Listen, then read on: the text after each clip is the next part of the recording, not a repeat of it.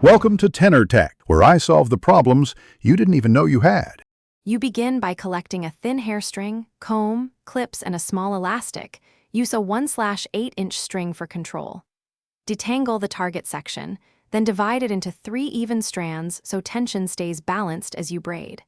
Tie the string at the root with a tight double knot or a small elastic. This anchors the braid and prevents slippage.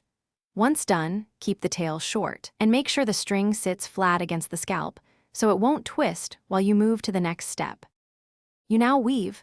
Treat the hair string as one of your 3 strands and maintain even tension so the braid looks uniform. Cross the outer strand over the middle, then bring the string around the outside strand on each pass. This secures the string into the braid and adds texture. Make small tightening pulls after every 6 to 8 passes to keep the pattern neat. While working, smooth stray hairs with your free hand so the braid stays tidy. And remember why even tension prevents lumps and uneven thickness. You finish by securing the braid.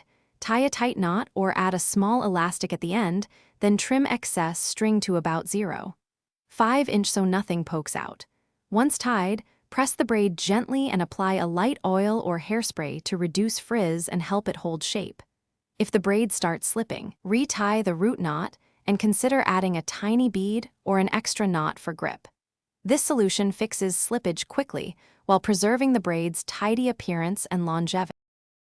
Thanks for watching. Subscribe to keep your life in tune.